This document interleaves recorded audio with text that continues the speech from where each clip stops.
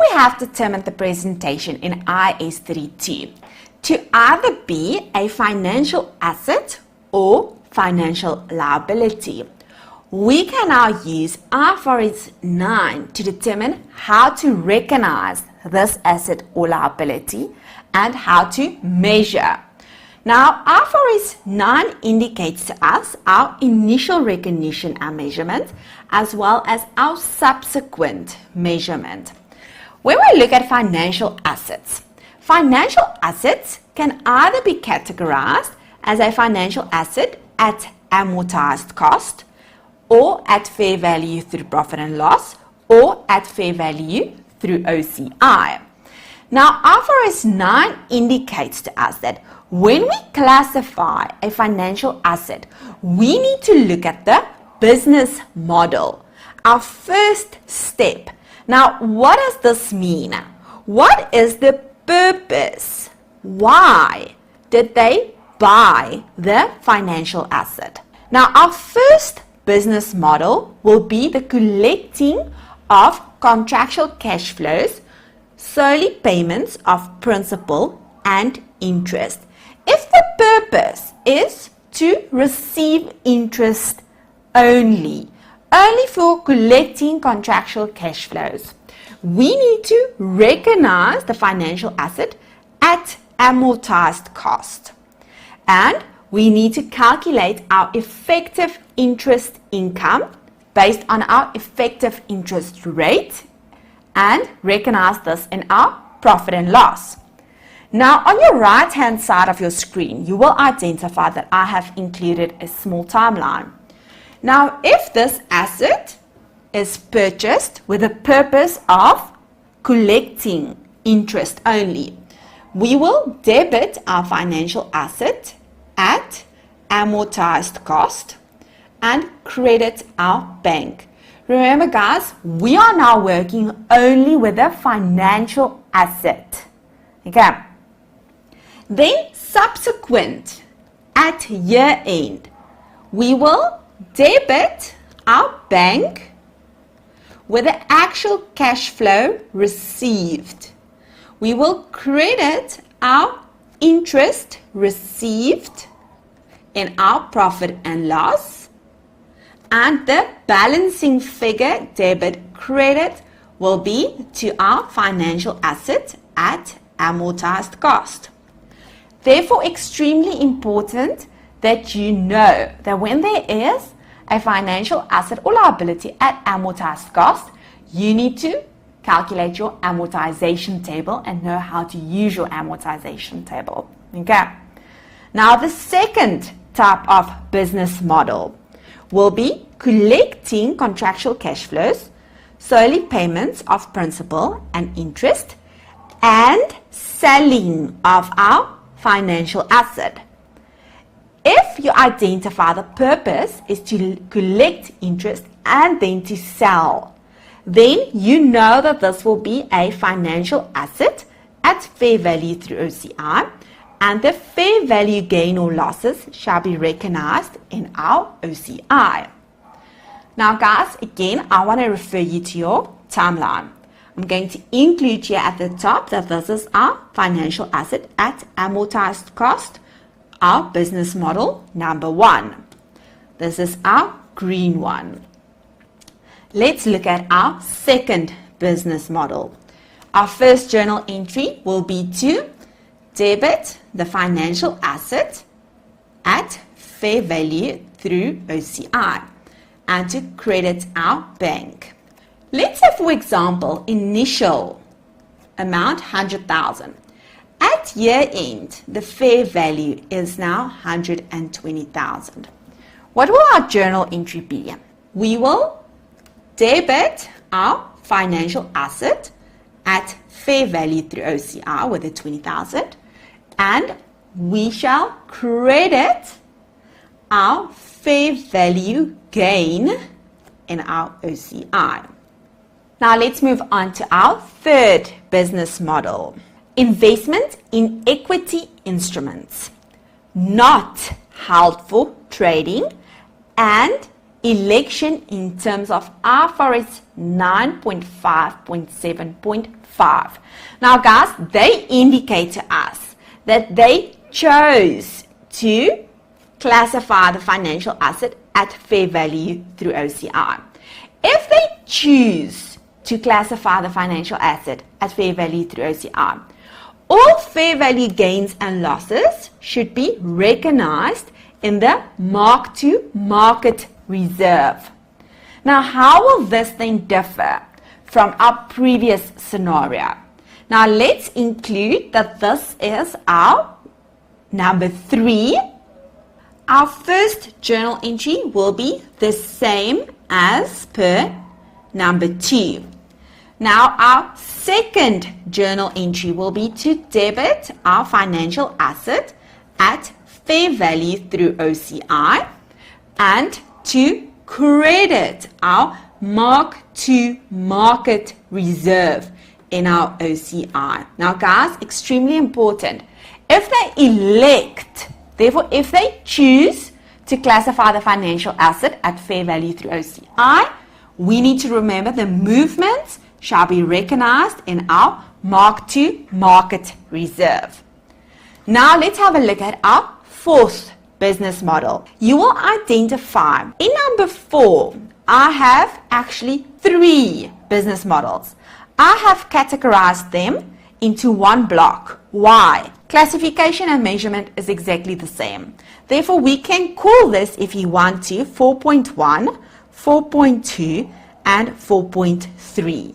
Now, the first one, if the investment in equity instrument is not held for trading, or it is held for trading, or irrecoverably elected to measure at fair value through profit and loss, we classify this at fair value through profit and loss, and all gains and losses shall be recognized in our profit and loss. Now let's move on to our financial liability. All financial liabilities will either be automatically at amortization or at fair value through profit and loss, and this is our exception to the rule. Now, when we look at the type, if the type of financial liability is held for trading, we will measure this at fair value through profit or loss.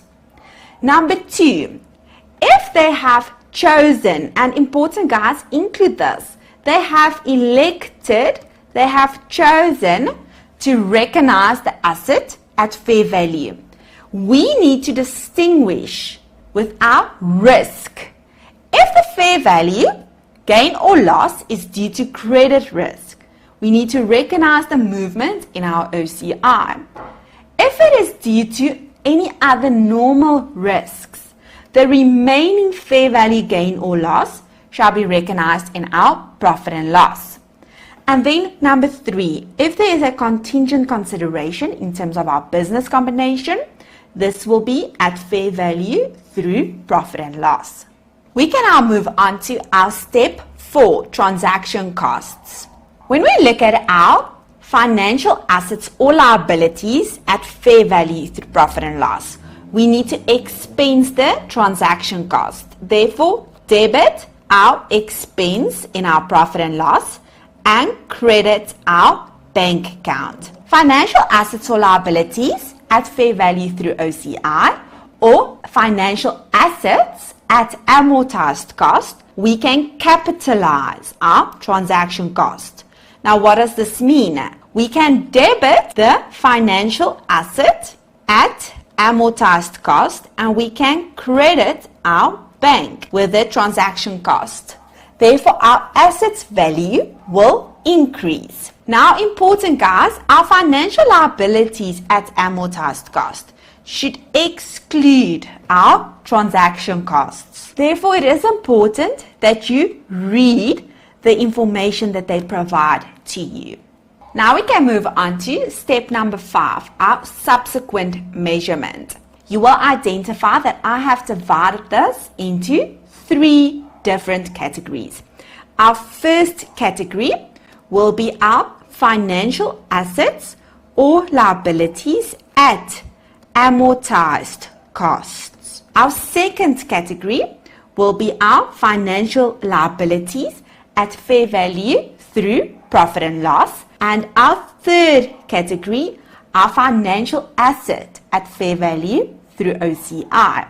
Now, let's first have a look at our financial assets and liabilities at amortized costs. You will identify that I have tried to include the two scenarios in a table where we look at our financial asset and liability on initial recognition. The only difference is how to account for our transaction costs. For our asset, we have to capitalize our transaction costs.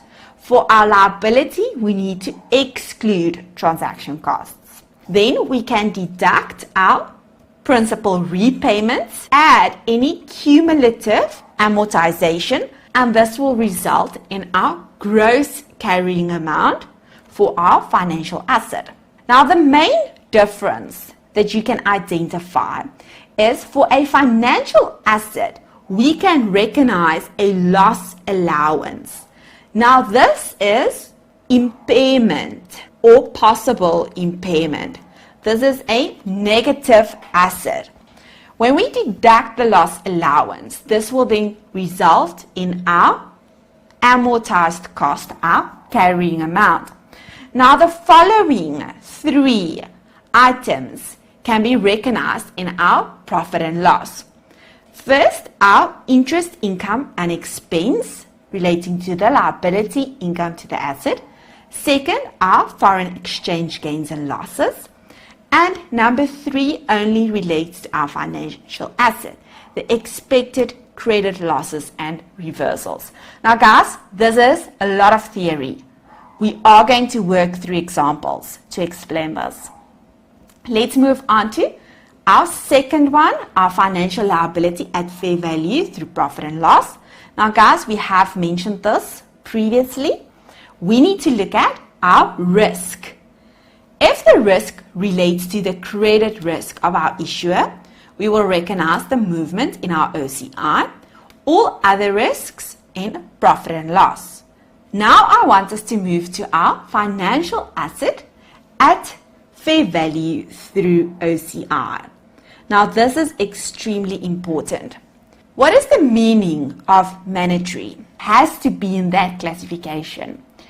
Elected means that they chose their classification. Now, you will identify on our right-hand side that we have included our journals. Now, remember number 2, that we have included this number 2 in yellow, where we have credited our fair value gain through OCI.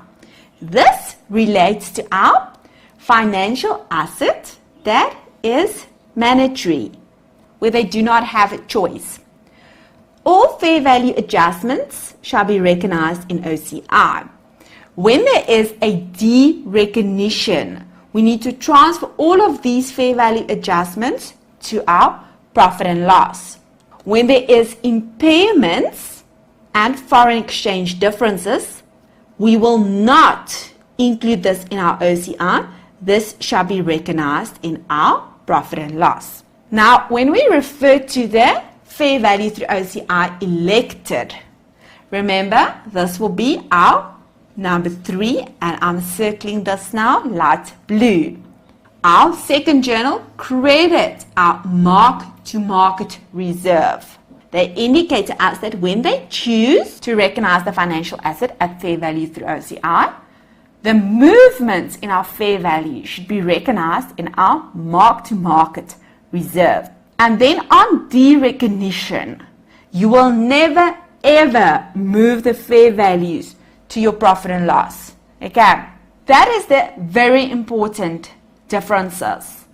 The fair value adjustment either through OCI or mark-to-market reserve OCI. When we de-recognize our mandatory, we need to transfer all of the fair value gains and losses to our profit and loss. If it is elected in that category, you will never ever transfer your fair value gains or losses to your profit and loss.